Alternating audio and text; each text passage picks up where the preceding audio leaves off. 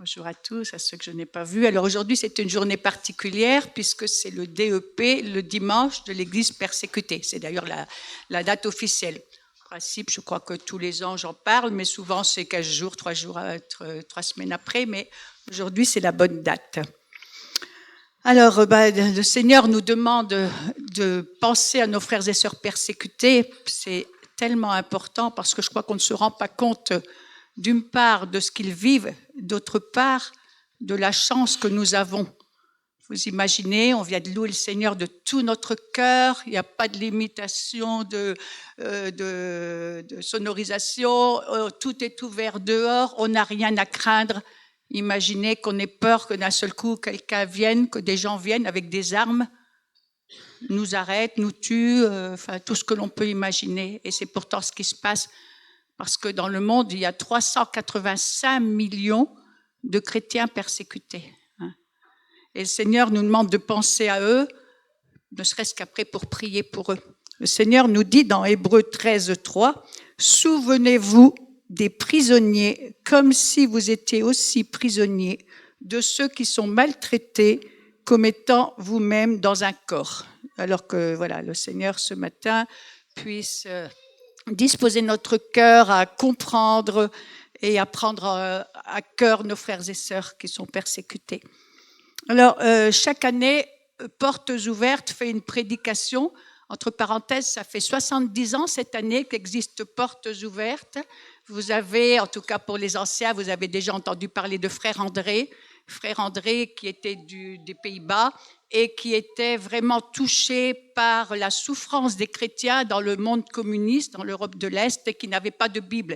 Il a vraiment eu à cœur d'aller donner des Bibles aux chrétiens de l'autre côté du rideau de fer, que ce soit en URSS, que ce soit dans des pays comme la Roumanie, etc., là-bas. Et en fait, il avait une foi énorme parce qu'il passait la frontière avec un coffre plein de Bibles et il demandait à Dieu d'aveugler les yeux à la frontière des douaniers. Et donc, eh bien voilà, il ne lui est jamais rien arrivé. Vraiment, il avait une foi énorme. Alors, ça fait 70 ans qu'existent Portes Ouvertes. Tous les ans, il y a une prédication qui est possible de donner, mais moi, j'ai trouvé, enfin, cette année, que ça parlait plus de nous que de nos frères et sœurs persécutés. Donc, j'ai préféré parler surtout d'eux. Alors, un petit sondage. Qui est-ce qui reçoit Portes Ouvertes ici? Oula. Bon, ben écoutez, tant pis. Si vous êtes comme moi, vous avez peut-être des pertes de mémoire, donc vous allez peut-être entendre des témoignages que vous avez déjà lus. Ça ne fait pas de mal quand même. Hein. Voilà, parce que j'ai préféré prendre des témoignages dans les différentes revues ces derniers mois que de parler de nous-mêmes. En tout cas, le thème de cette prédication qu'il y avait, c'était « Jusqu'ici, l'Éternel nous a secourus ». C'est de ça dont il voulait parler cette année. Alors, quelques chiffres de cette persécution. Comment est-ce qu'elle évolue?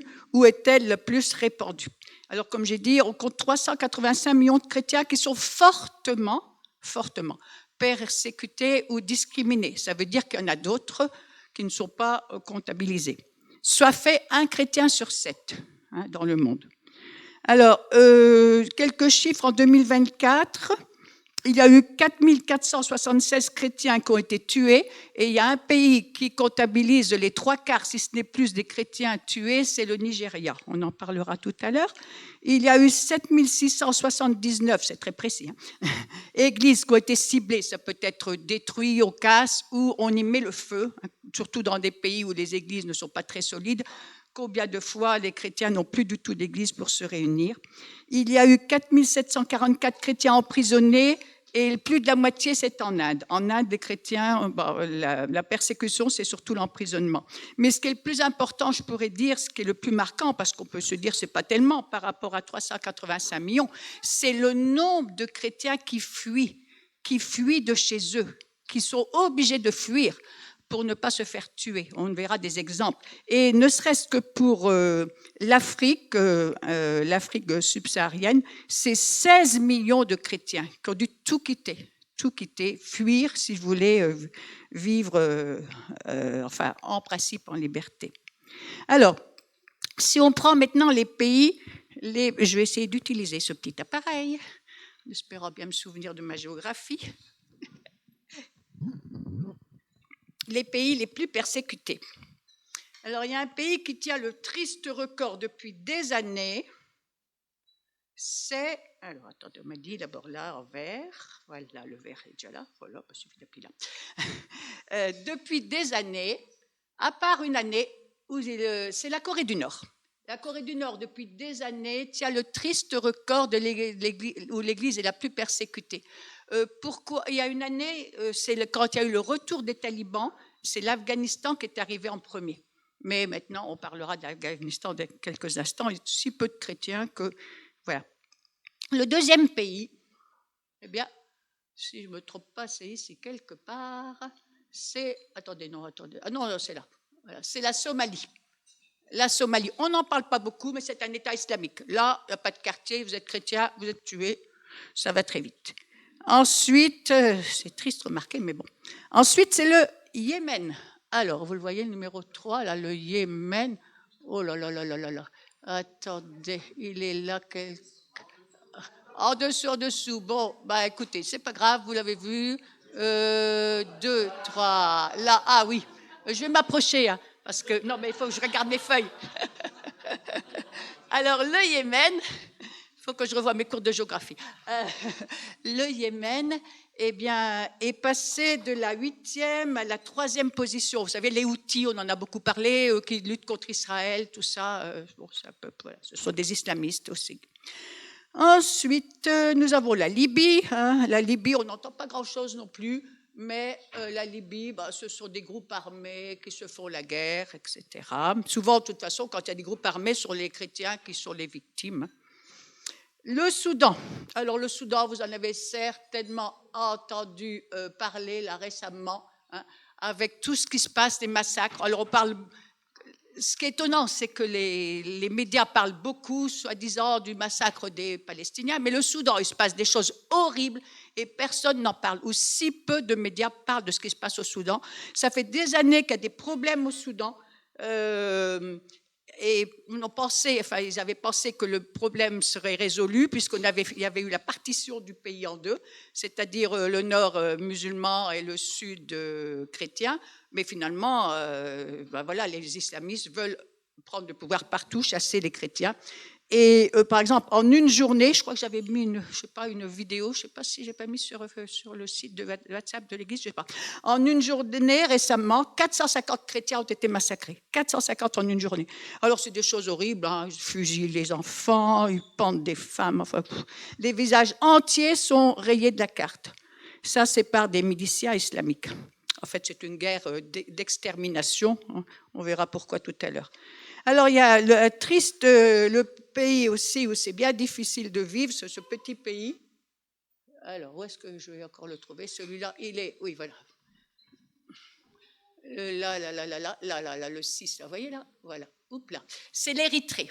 L'Érythrée, là, c'est un régime totalitaire. C'est un homme, un militaire, Isaias Afewerki. Je sais son nom par cœur parce que je prie pour lui presque tous les jours pour que Dieu change son cœur, mais il faut sans doute que je persévère.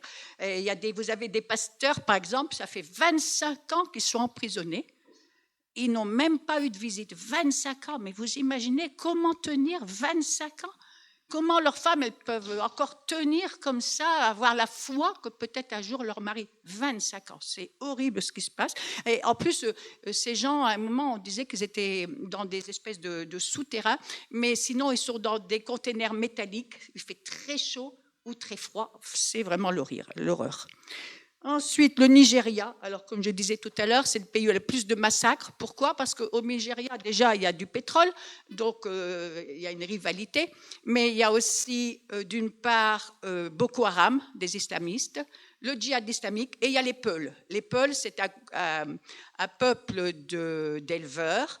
Et comme il y a la désertification, il y a la désertification là-bas en Afrique, eh bien, les éleveurs n'ont plus de quoi élever leur bétail, ce qui fait qu'ils veulent des terres, ils veulent s'installer. Qu'est-ce qu'ils font? Ils arrivent, les chrétiens ne sont pas des éleveurs, ce sont des sédentaires, ils arrivent, ils mettent le feu aux maisons et comme ça ils chassent tout le monde ou ils massacrent en plus de ça. C'est dans ce pays, le Nigeria par exemple, que les jeunes filles, il y avait des jeunes filles qu'on appelait jeunes filles de Chibok, qui étaient des jeunes filles chrétiennes dans des lycées et des centaines ont été comme ça enlevées. Il y en a qui ne sont jamais revenues d'ailleurs aussi, hein. Il y en a qui ne sont jamais revenues, elles ont des enfants, quelquefois elles ne peuvent même pas. Voilà, c'est très difficile. Donc le Nigeria, eh bien, là, ce n'est pas le gouvernement, hein. Il y a eu un nouveau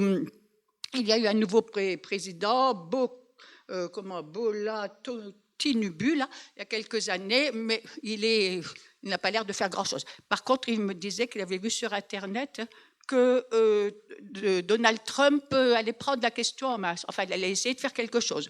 Ça serait une bonne chose parce que c'est quand même pas normal de laisser faire ces choses-là, de ne pas réagir. Voilà. Alors c'est très très difficile au Nigeria. Après, le Pakistan, c'est un pouvoir islamique. Donc nous sommes au numéro 8. Le Pakistan, alors là j'ai comment? C'est le 9 que j'ai, le 8 c'est là, voilà, le Pakistan. Après on a l'Iran. L'Iran, on sait très bien, avec la triste prison Evans, là où les gens vivent des choses horribles. Il arrive qu'il y ait des prisonniers qui soient libérés, d'ailleurs il y en a eu des Français là récemment, hein, c'est ça, 2 Français, mais 1 ou 2, je ne sais plus. Mais souvent, ils ont besoin de beaucoup de guérison intérieure, tellement ils ont vécu des choses difficiles.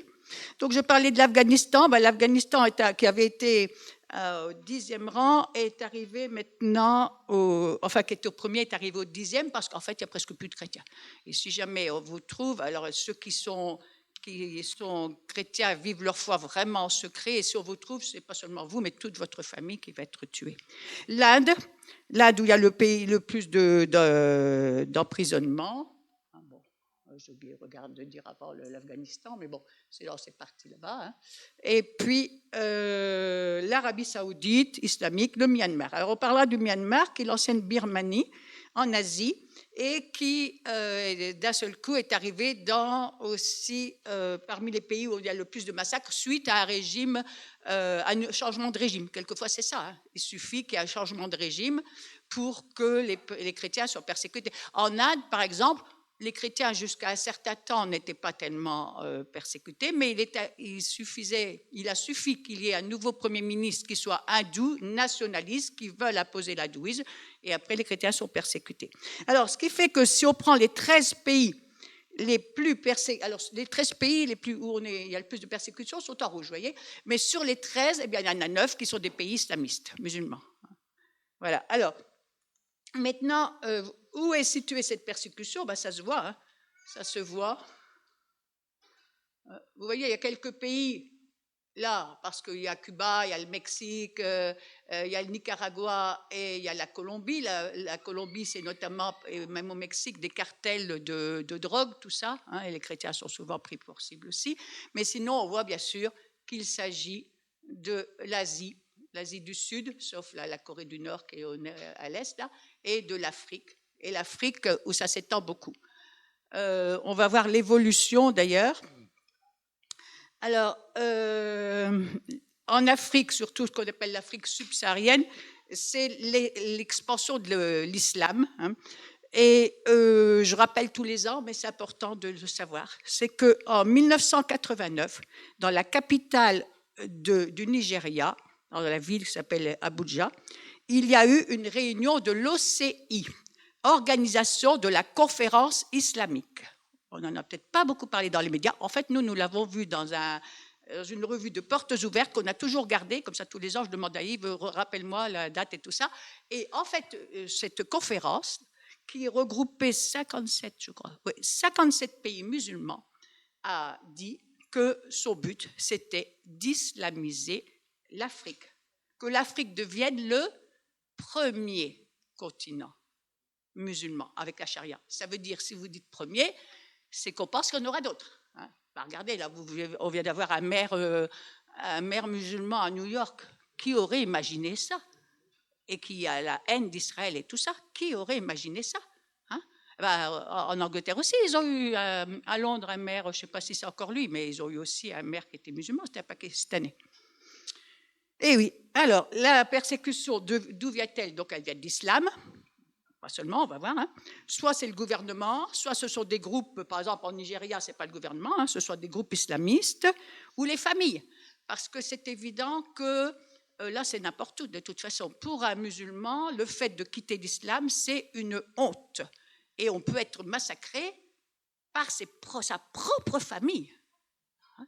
Leur honte, parce que l'orgueil, enfin, l'image pour eux, c'est très important. Alors, en dehors de l'islam, il y a l'hindouisme, parce que c'est toujours le fait de vouloir une seule religion en Inde.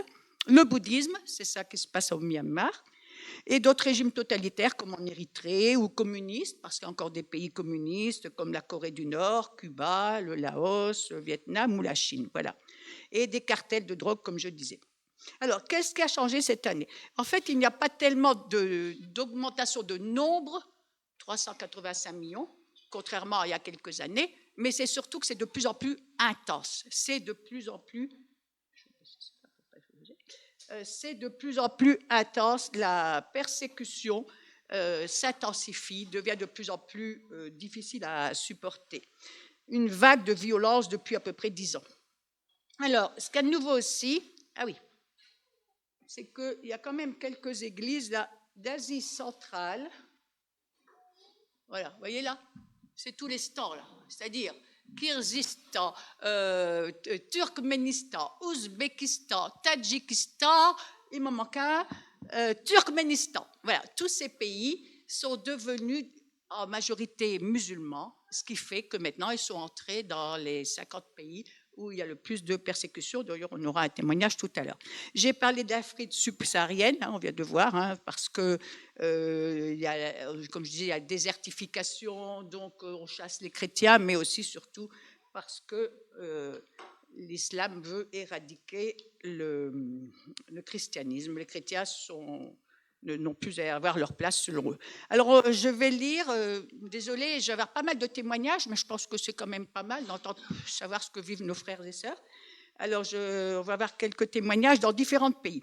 Alors, par exemple, d'abord le Myanmar, dont je parlais, qui est l'ancienne Birmanie, qui est un pays bouddhiste. C'est un pays qui est devenu indépendant en 1948, mais il y avait la répression de la junte militaire. Après, ils ont connu une démocratie pendant 10 ans. Et actuellement, suite à un coup d'État, l'armée a repris le pouvoir et l'armée, eh bien, le pouvoir, ceux qui sont en place, ce sont les Birmans. Mais il n'y a pas que des Birmans, il y a d'autres, hein, il y a des groupes minoritaires, dont les chrétiens qui sont accusés de cacher des rebelles, il y a des groupes rebelles, de les cacher, ce qui fait que les chrétiens sont la proie du pouvoir en place, qui, on va le voir, n'y va pas par 4 moyens. Eux, ils bombardent carrément les églises, bombarder les églises. Alors, la junte militaire au pouvoir réserve un traitement discriminatoire aux chrétiens. Les églises sont disproportionnellement ciblées par l'armée, qui les soupçonne d'abriter des rebelles. Donc, on voit par exemple une église qui a été bombardée par une aviation militaire un dimanche matin. 5 autres églises dans un même village qui ont été incendiées par les militaires. Imaginez que vous deviez fuir votre maison, pas seulement une fois, ce qui fait que les chrétiens ne savent plus où aller. Donc, pas seulement une fois, une autre, encore une autre. Et là, c'est l'histoire d'un pasteur, entre autres, mais ils étaient nombreux à être persécutés, à devoir fuir, mais un pasteur qui s'appelle le pasteur Yang et sa famille qui doivent fuir sans cesse. C'est stressant, c'est épuisant, et ils n'ont aucun endroit qui est sûr. Avant la guerre, ils disent les chrétiens étaient persécutés. Maintenant, ils doivent obligatoirement fuir. Et en plus de ça, malheureusement, il y a eu un récent, je ne sais pas, il y a un mois ou deux, un peu plus, il y a eu un séisme, et donc ça a d'autant plus accentué leur souffrance. Alors ce pasteur dit, nous courons, parfois nous rampons hein, à cause des tirs, donc ils sont dans les bois et se déchirent, ou ils trébuchent sur les racines. Nous courons toute la semaine, parfois à la recherche d'un abri, vous imaginez ? D'un abri où nous pourrons survivre en sécurité. Autour de nous, les bombardements continuent. On penserait que c'est la guerre, maintenant c'est le gouvernement qui bombarde. Voilà. Au cœur de la forêt, le pasteur Yang étend une bâche et la famille se cache en dessous. Il dit, s'ils voient où nous sommes, ils vont continuer à nous bombarder. En plus de ça, on n'a pas de nourriture, on n'a pas d'eau, il y a des enfants qui pleurent et on n'a rien à leur donner. Les bombardements aériens de l'armée ont détruit des communautés chrétiennes, des églises et ont tué des milliers de personnes. On pense qu'il y a environ 40 000 chrétiens là qui ont été déplacés ou forcés de se cacher au cours de l'année. Et ce pasteur dit, je me sens impuissant, je n'arrive pas à mettre ma famille en sécurité. Voilà. Un autre exemple en Éthiopie. Alors l'Éthiopie, c'est un pays qui est chrétien au départ, qui était essentiellement chrétien, mais qui fait partie, là aussi, lui, de l'Afrique subsaharienne. Alors là, c'est un autre chrétien, en fait, on a donné des faux noms pour leur protection, donc on l'appelle Gemal. Il dit, essayez d'imaginer, en un jour, des émeutiers ont incendié 215 maisons chrétiennes. Gemal a tout perdu, son entreprise, source de revenus pour toute sa famille, sa maison, tout a été réduit en cendres en quelques heures. On a tenté de le tuer, ses enfants étaient dispersés, il ne savait comment les retrouver, sa fille enceinte a commencé à avoir des contractions à l'hôpital, aucun médecin n'a voulu s'occuper d'elle, pourquoi? Parce qu'elle était chrétienne. Alors, ce n'est pas une attaque aléatoire, ça faisait des mois que des extrémistes islamiques diffusaient des messages radicaux contre les chrétiens pour les isoler, voilà, au sein de cette communauté mixte, auparavant paisible, c'est-à-dire qu'avant, les chrétiens et les musulmans vivaient paisiblement. Il a suffi d'une étincelle pour que la violence se déchaîne. Et alors que regardait sa maison brûler, personne n'est intervenu, personne ne s'est interposé et les attaquants n'ont eu aucun ennui. Tout a été réduit en cendres en une journée. Alors, oui, des groupes armés passaient de maison en maison, ciblant les foyers chrétiens et les chassant. Après la destruction de leur maison, Gemal et d'autres chrétiens ont marché jusqu'au village voisin pour trouver refuge auprès d'une église. Pendant des mois, 30 familles ont dormi à même le sol dans un bâtiment. Après, il y a eu une aide de portes ouvertes. Et en fait, Gemal a compris que Dieu lui demandait de revenir, de reconstruire. Donc, il revient en espérant que Dieu les protégera. Là. Un autre exemple, en Égypte. On ne parle pas beaucoup de la persécution des chrétiens en Égypte, et pourtant elle existe. Un jeune couple, Adam et Dina, en Égypte, semblait avoir tout ce qu'il leur fallait. Un bon revenu grâce au travail d'Adam, un toit chez les parents du mari d'Adam, un avenir stable devant eux. Mais un jour, le frère de Dina leur a parlé de Jésus et tout a basculé. Adam dit, c'était la lumière qui nous manquait. Son témoignage a changé nos vies à jamais. Nous avons commencé à lire la Bible et cela nous a encouragés, éclairés pour voir la vérité, le chemin.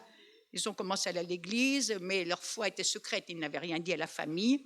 Mais un jour, ils ont lu la Bible, mais un jour, ils ont été découverts, on a vu qu'ils avaient une Bible, et lui se demandait comment va réagir mon père, parce que son père est un imam. Et son père, il dit, ma famille considérait les chrétiens comme des infidèles. La réponse fut terrible, la vérité éclata donc quand on a découvert leur Bible. Le couple a ouvertement professé sa nouvelle foi, a essayé de partager l'espoir qu'il a en Jésus, mais c'était peine perdue. Mon père nous a traités d'infidèles, de traîtres. Je ne l'ai jamais vu aussi rempli de colère, de haine. Il a dit que nous méritions la mort et nous a même menacés. Alors donc aujourd'hui, ils ont dû fuir leur famille, leur maison, leur travail, leur emploi, leur travail, leur emploi, et ils sont dans un avenir plutôt incertain. Voilà. Ils ont un nouveau logement et quand même il y a une aide de portes ouvertes. Voilà. Vous imaginez comment ça doit être difficile quand c'est la propre famille comme ça qui. Et pourtant, dans la Bible, Dieu dit. Si quelqu'un vient à moi sans me préférer à son père, sa mère, sa femme, ses enfants, ses frères et sœurs, et même à sa propre vie, il ne peut être mon disciple. C'est facile pour nous de vivre notre foi, n'est-ce pas? Mais là, vous imaginez. Voilà. Alors, oui, il y a aussi l'exemple, par exemple, de Mariam. Mariam qui est au Proche-Orient, et quand sa foi a été découverte, elle a été emprisonnée, elle a été déportée, elle avait 4 enfants. 4 enfants, et elle dit qu'elle pense toujours à la douleur qu'elle a eue quand elle a dû leur dire au revoir. Et bien sûr, elle prie pour retrouver ses enfants. Un autre exemple, là, vous voyez, on voyage un peu pour qu'il y en ait pour voir que c'est un peu partout que les chrétiens sont persécutés. C'est au Mozambique avec le témoignage d'Omar. C'est toi? Oui, je crois. Je demandais à Emmanuel si elle voulait lire. C'est un petit peu long. Bon, si tu veux le réduire, comme tu t'arrives à le réduire. Ce que je voulais dire quand même, c'est que malgré tout, dans ces pays où il y a tant de persécutions, les chrétiens, ils lâchent pas, ils aiment le Seigneur et il y a beaucoup, beaucoup de conversions. Et l'Église, vraiment, elle est une lumière et enfin moi, c'est ce que j'entends aussi. Et dans nos pays, on a la liberté, on a besoin que le Seigneur nous réveille. Et il y a beaucoup de chrétiens en Inde qui prient, qui amènent d'autres à la foi et il se passe de très belles choses. Et cette église-là qui est invisible, c'est une église qui vraiment est une lumière qui se voit de loin, quoi. Donc c'est l'histoire d'Omar qui est au Mozambique, qui est responsable d'église dans le nord du Mozambique et qui a des menaces quotidiennes. Et son témoignage proclame la fidélité et le secours de Dieu dans ce qu'il vit. Avec sa femme Magdalena, Omar est appelé à servir dans une petite ville où il n'y avait aucune église. Le couple partage la bonne nouvelle de l'évangile autour de lui. Progressivement, un petit nombre de personnes, parfois même des familles, deviennent chrétiennes. Et puis, les persécutions commencent et il commence à être menacé et pris à partie, mais Dieu lui porte secours. Et donc, le ministère d'Omar continue à grandir. Il y a de plus en plus de gens qui sont ouverts à l'évangile, qui vont même se faire baptiser. Et du coup, la pression augmente et il devient une vraie cible. Et un jour, un groupe d'extrémistes vient caillasser son domicile, prononçant contre lui de fausses accusations. Il l'attaque, il l'immobilise, le ligote, l'attache avec des câbles et des cordes. Allongé par terre, Omar voit un des assaillants s'approcher avec un grand bâton, déterminé à lui ôter la vie. À ce moment précis, Omar se souvient des paroles de Jésus. « Et voici, je suis avec vous tous les jours jusqu'à la fin du monde. » Et il se sent alors assuré de la présence de Jésus avec lui. Alors il relève la tête et il aperçoit des bottes militaires. C'est la police qui est arrivée exactement au moment fatidique. Et s'ils étaient venus plus tard, il serait mort. Et donc, après cette persécution, lui et sa femme sont partis dans une autre ville. Et ensuite, ils ont vraiment demandé au Seigneur. Et ils ont senti que le Seigneur les voulait à nouveau dans cette région pour servir les disciples et le corps de Christ, pour être la voix de ceux qui sont persécutés. Et ils sont retournés en mission. Et aujourd'hui encore, ils continuent de partager l'évangile, de former d'autres chrétiens et de soutenir les frères et sœurs dans la foi. Voilà, je trouve que c'est un beau témoignage aussi de la victoire du Seigneur dans ces situations, de sa fidélité. Oui, merci Emmanuel. Oui, c'est sûr qu'il y a beaucoup plus de conversions là-bas que chez nous, hein, parce que les gens voient que c'est une foi vivante, une foi... que si on est prêt à souffrir à ce point, c'est qu'il y a quelque chose. C'est que ça doit être quelque chose de précieux pour qu'on ne veuille pas renier Jésus, pour qu'on ne veuille pas être séparé de sa Bible, etc.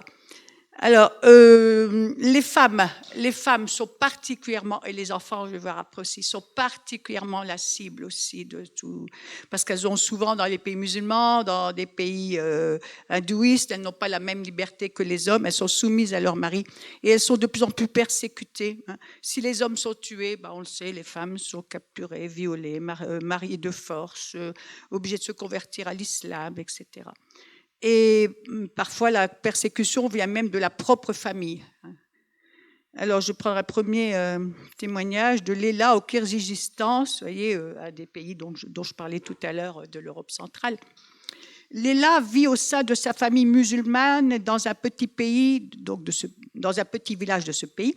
Dans la culture traditionnelle de l'honneur, il est totalement inacceptable qu'elle puisse suivre un chemin différent de l'islam, comme le fait sa famille. Pourtant, elle a accepté Jésus dans sa vie il y a peu de temps. Elle a même reçu une Bible qu'elle lit en cachette, jusqu'au jour où son frère découvre sa Bible. Quel affront, quelle honte pour la famille. Il s'est alors mis en colère et il a menacé sa sœur, il l'a maudite, il l'a expulsée de la maison. Maintenant, elle vit chez une amie et elle craint une nouvelle agression de son frère. Voilà, un des premiers exemples. En Inde, Kamala. Alors, Kamala est née dans une famille hindoue. Quand elle a 6 ans, son père se convertit suite au christianisme, suite à une guérison d'une maladie chronique. Donc, elle est élevée dans la foi chrétienne, mais elle épouse un hindou.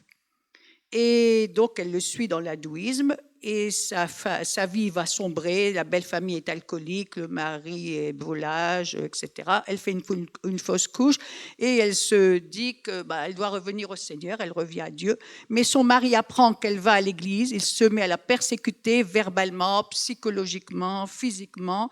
Elle est maltraitée par sa belle famille et donc elle divorce, elle avait une petite fille. Et elle est hébergée par sa famille qui est chrétienne, mais pas son frère. Son frère qui n'est pas chrétien la maltraite, la tourmente, lui casse la machine à coudre qui lui permettait de vivre, voyez, et donc elle doit quitter sa famille.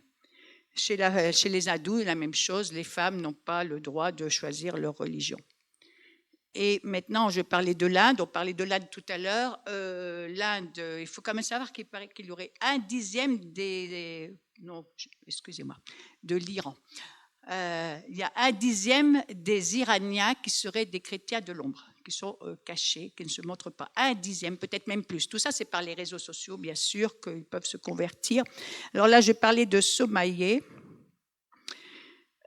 Somaïe, qui était chrétienne, et un jour en rentrant, son mari voit sa Bible. Il a pris le bébé que je tenais, l'a posé sur la table, il a commencé à me frapper avec une ceinture. Je ne pensais qu'à retenir mes cris en espérant que le bébé n'allait pas comprendre ce qui se passait.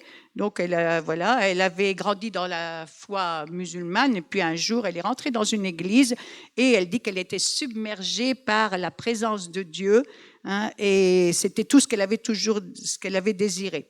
Elle se sentait un peu comme un oiseau libéré de sa cage. Mais comme son mari haïssait sa foi, il est devenu violent, elle a perdu le bébé qu'elle attendait, et elle a quand même continué à suivre le Seigneur. Et un jour, elle a reçu un appel des services de renseignement, en lui disant qu'ils savaient tout sur elle, en lui disant « on se verra bientôt ». Et donc, elle a été terrifiée et elle s'est réfugiée à l'étranger, dans un pays, pour être en sécurité avec sa fille.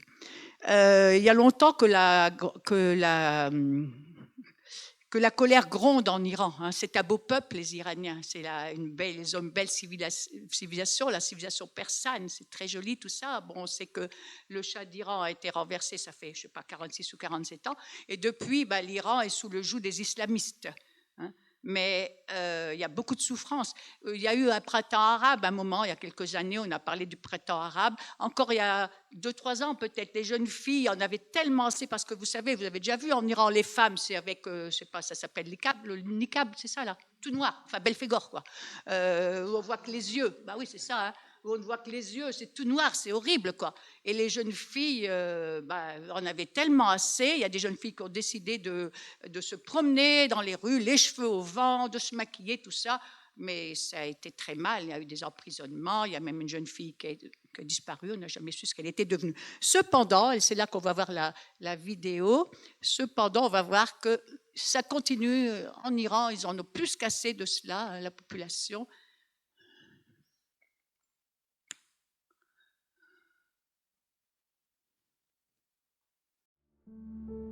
Dans l'Évangile selon Matthieu, au chapitre 5, verset 11, Jésus-Christ dit à ses disciples « Heureux serez-vous lorsqu'on vous insultera, qu'on vous persécutera et qu'on dira faussement de vous toutes sortes de mal à cause de moi. » La persécution fait partie de la vie chrétienne. Aujourd'hui, 380 millions de chrétiens sont exposés à la persécution en raison de leur foi. Omar est un responsable d'église au Mozambique. Il est quotidiennement confronté aux dangers et aux menaces en raison de sa foi chrétienne. Dieu nous a appelés, ma femme et moi, à œuvrer dans une petite ville où il n'y a pas d'église. Progressivement, nous avons partagé la bonne nouvelle de l'Évangile et des familles sont venues au Seigneur. Cela nous a rendus très heureux. Mais c'est là que les persécutions ont commencé. Ces chrétiens qui s'étaient convertis ont été chassés de leur maison, bannis de leur famille. La pression a augmenté pour la communauté chrétienne, jusqu'à ce qu'un jour, des extrémistes viennent attaquer Omar. Ils m'ont attaché les jambes. Un autre m'a ligoté avec un câble. J'étais allongé par terre. Je sentais la mort arriver. À un moment, l'un des hommes a brandi un gourdin. Il voulait me frapper à la tête. Je me suis alors rappelé des paroles de notre Seigneur Jésus-Christ. Souvenez-vous, je suis avec vous tous les jours jusqu'à la fin du monde. Et j'ai senti que Jésus était avec moi en cet instant. J'ai dit, oui Seigneur, tu es là. Et à ce moment-là, j'ai vu des bottes militaires qui m'entouraient. J'ai levé la tête, c'était la police. Mes attaquants s'étaient enfuis. Dieu nous appelle à être la voix des chrétiens persécutés, ceux qui souffrent, ceux qui pleurent, ceux qui passent par des épreuves en raison de leur foi. Tout autour du monde, les chrétiens persécutés témoignent de la bonté et de la fidélité de Dieu, qui est présent avec eux, même au cœur des épreuves. Beaucoup m'ont dit « Tu es devenu mon ennemi, ta vie ne vaut plus rien, tu vas mourir ». Mais j'ai toujours répondu que le Christ qui m'a appelé sera aussi mon défenseur. Je demandais sans cesse à Dieu, « Pourquoi m'as-tu fait passer par ces épreuves ?» Dieu m'a répondu, « Je ne t'ai jamais abandonné. » Ces mots ont transpercé mon âme comme une épée. Quand je regarde en arrière, toutes ces années, je ne peux nier que Dieu a toujours été avec moi. Maintenant que moi aussi, je suis passé par là, je comprends ce que cela signifie réellement d'être persécuté, de souffrir pour le nom de Jésus. C'est quelque chose que le Seigneur fait brûler dans mon cœur. Aujourd'hui, cela fait 70 ans que Portes Ouvertes sert l'Église persécutée. Jusqu'ici, l'Éternel nous a secourus. Remercions-le pour sa fidélité.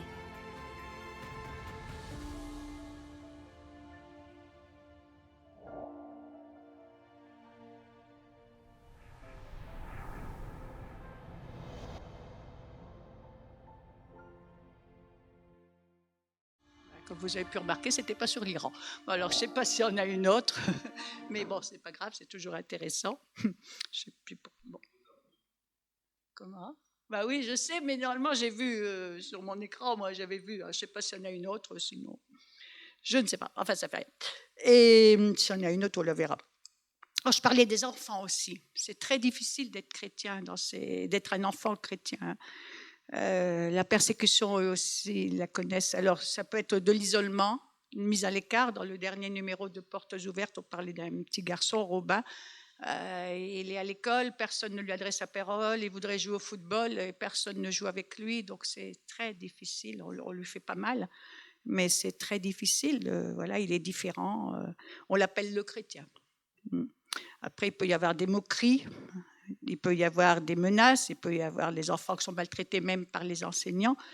Et c'est l'exclusion, c'est très difficile de se développer pour ces enfants. Et s'ils ont peur d'aller à l'école, qu'ils refusent d'y aller ou s'ils n'ont pas le droit d'y aller, quelquefois les enfants n'ont pas le droit d'y aller, eh bien, ils ne peuvent pas avoir une instruction si les parents n'ont pas les moyens et ils sont condamnés à des métiers à risque, à des métiers dégradants. Quelquefois, on peut être exclu de sa famille aussi. En Inde, par exemple, une jeune fille de 14 ans qui est la seule chrétienne de sa famille, personne ne lui adresse la parole, on l'a mise dans une chambre, personne ne lui adresse la parole, personne ne me regarde, ne me prend dans les bras, dit-elle. Elle n'a pas le droit d'aller dans la cuisine parce qu'elle pourrait, par sa présence, souiller l'eau, souiller les aliments.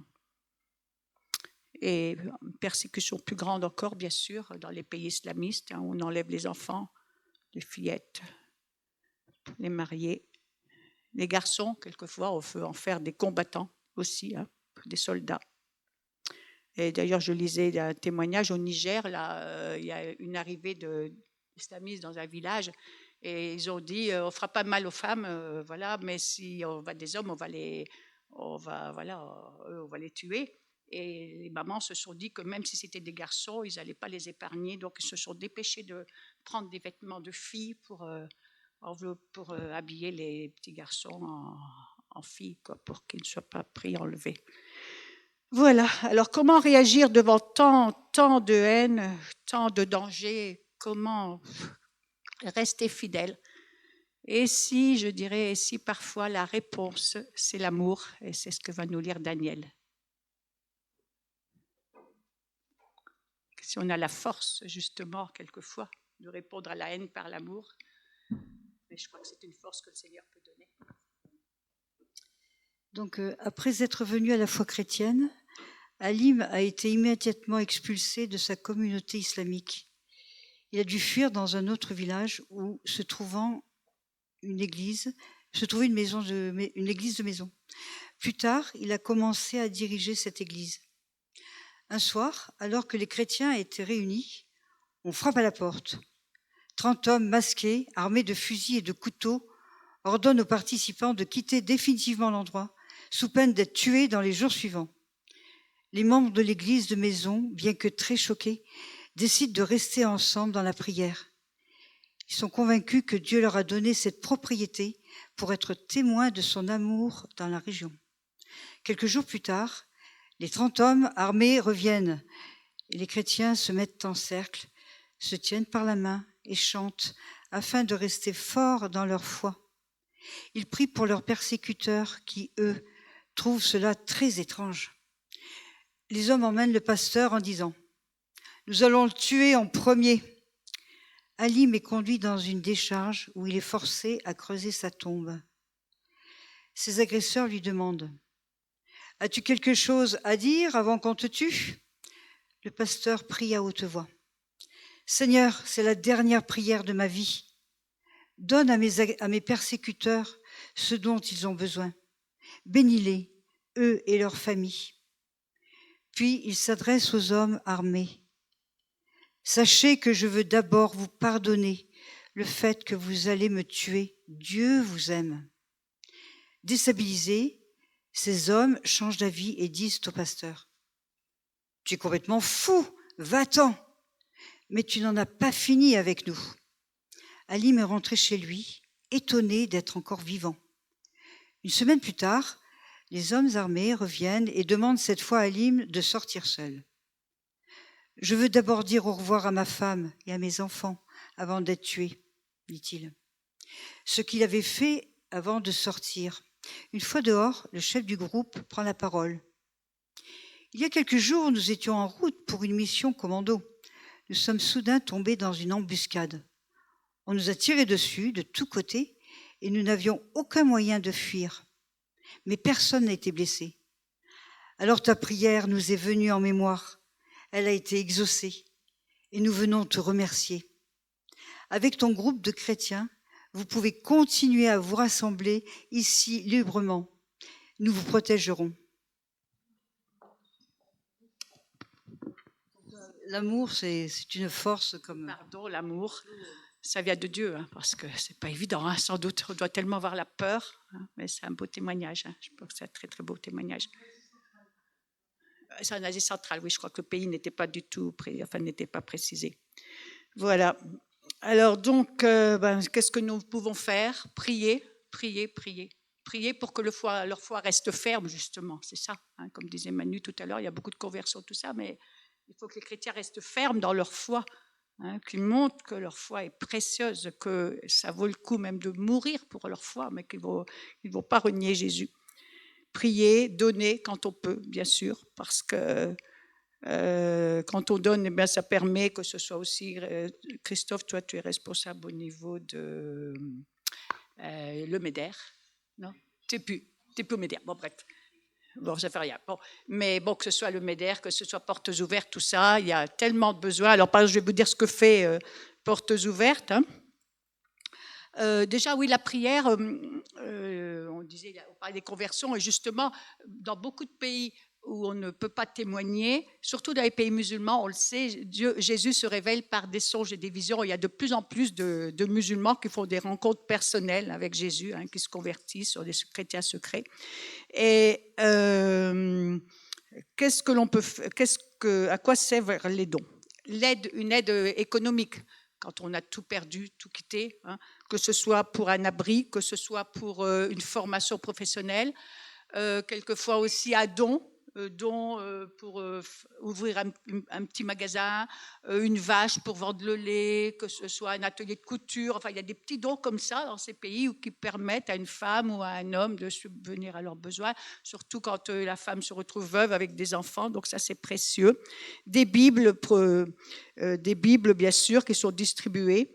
Vous vous souvenez, l'an dernier, il y avait eu la vidéo sur le pasteur Barnabas au Nigeria, et lui et toute sa communauté se trouvaient dans des petites tentes, là.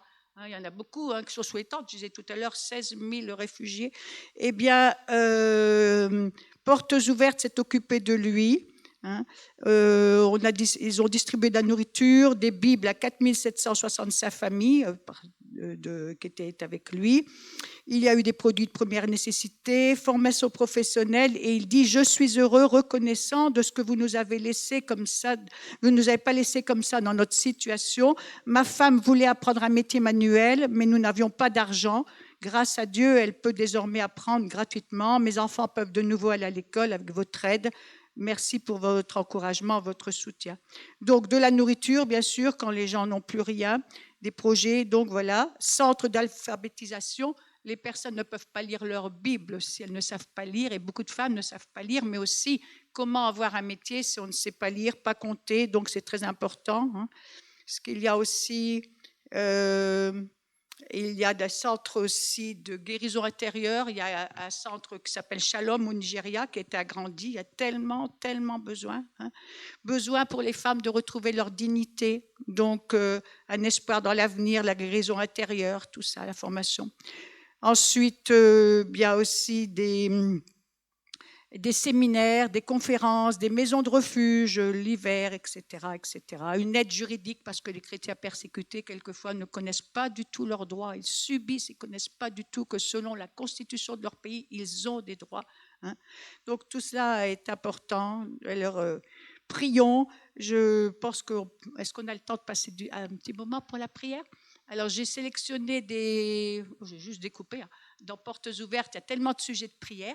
Alors, je ne sais pas si vous voulez qu'on se mette en groupe de 3, 4, 4, 5, et puis je vais vous donner des sujets. Vous verrez si vous pouvez après lire entre vous, prier entre vous. Et ceux qui veulent garder ces sujets, ça serait peut-être bien. Si quelqu'un a à cœur un sujet, dire « Ah ben allez, ça, je vais le tenir, je vais le garder pour moi et chez moi, je pourrai prier. »